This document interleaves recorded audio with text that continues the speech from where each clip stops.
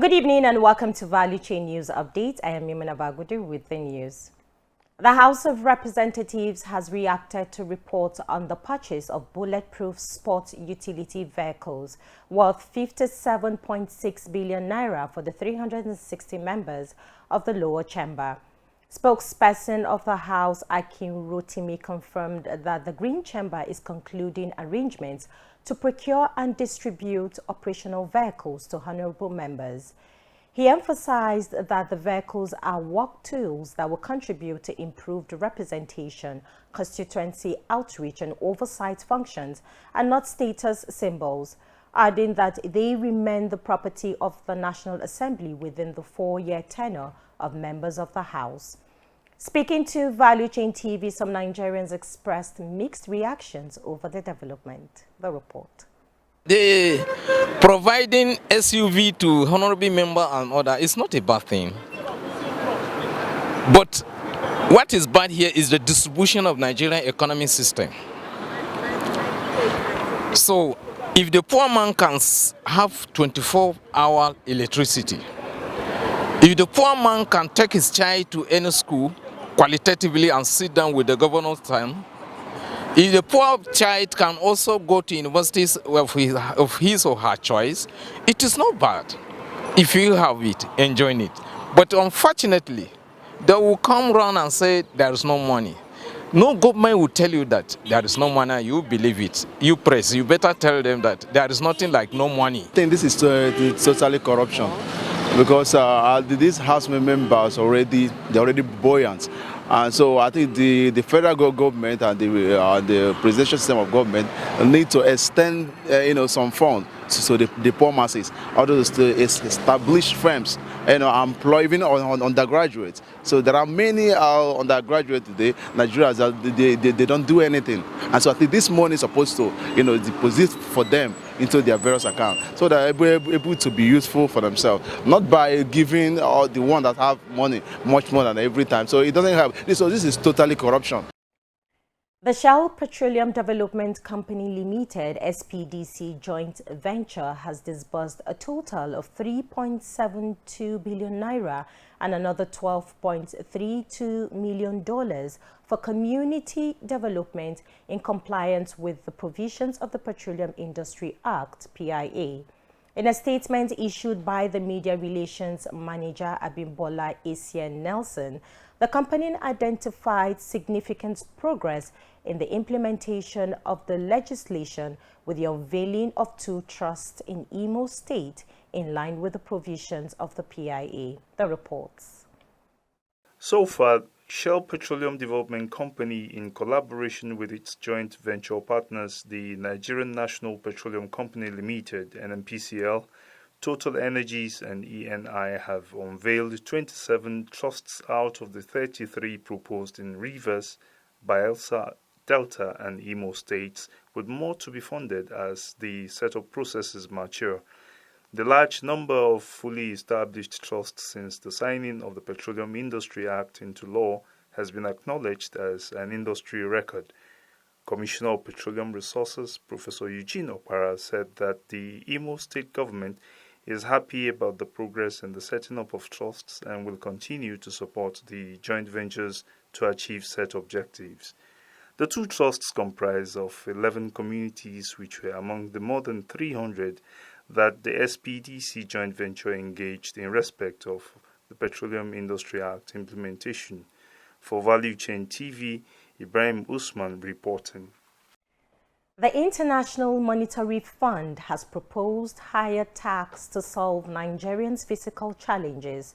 The recommendation followed observations that the country's fiscal challenge had persisted despite fuel subsidy removal and foreign exchange reforms introduced since June. IMF African Department Director Abebe Selassie disclosed this during a press briefing on the Sub-Saharan African Regional Economic Outlook at the World Bank Group International Monetary Fund meeting in Morocco. Value Chain TV asked some Nigerians their take on the IMF policy option. Local production and source fund for small and medium enterprises, that they can access funds easily and produce things. Go to China. China is one of the best economies. They have one of the best economies because they give money to their local producers. They put in their best and produce something that they export, and they make money from exportation. The tax that the government have been increasing, what is the impact to the Nigerian citizen? How far has Nigeria developed? What is the stage of Nigeria to the world economy, even to the African as a giant of Africa today? Increasing tax to me is not the basis. What we need to fix is good leadership. The power capacity of National Grid has increased from 13,000 megawatts to 14,000 megawatts, according to the Association of Power Generating Companies, APGC. Elaborating on the development while speaking to newsmen at the Association of Energy Correspondents of Nigerians 2023 Annual International Strategic Conference recently, the APGC's Executive Secretary, Dr. Joy Ogaji, explained that the increase followed a $1.3 billion 700 megawatts Zungeru hydroelectric plant, which came on stream in the second quarter of the year. Chat Moses shares the reaction of some Nigerians to the development. For years, Nigerians have battled a lot of challenges as regards to electricity supply. Reports are reaching us from the Association of Power Generating Companies that the country has been able to increase its power generating capacity from 13,000 megawatts to 14,000 megawatts.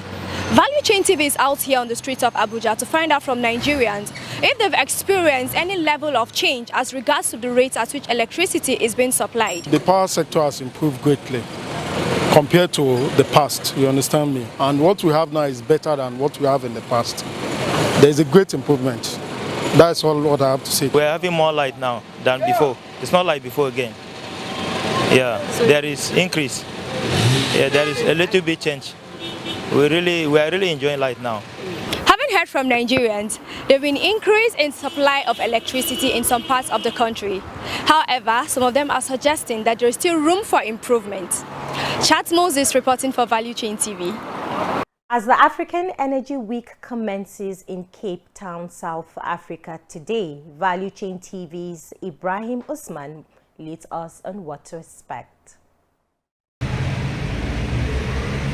The venue is set. All stakeholders have converged in what promises to be the largest continental gathering of the energy industry. This year, the theme is Energy Renaissance, prioritizing energy poverty, people, planet, industrialization, and free markets. With a long lineup of presentations and panel discussions, the crucial issues of energy poverty, transition dilemma, and policy uncertainties confronting Africa will form part of the talking points at the global event.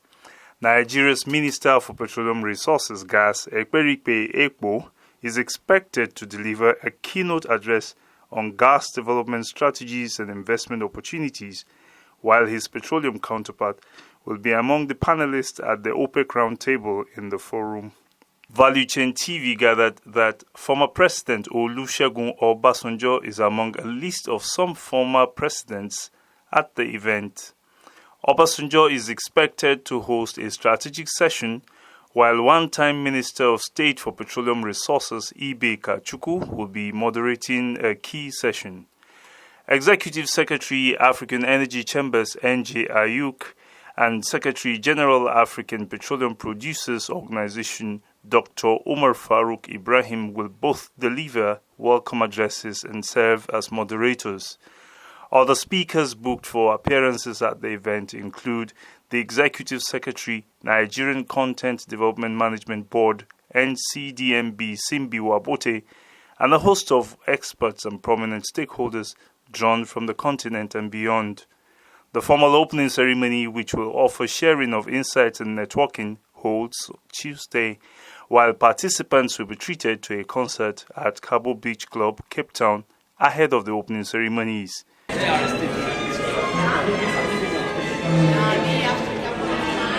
Ibrahim Usman reporting for Value Chain TV. Thanks for watching Value Chain News Update. I am Yumana Bagudu.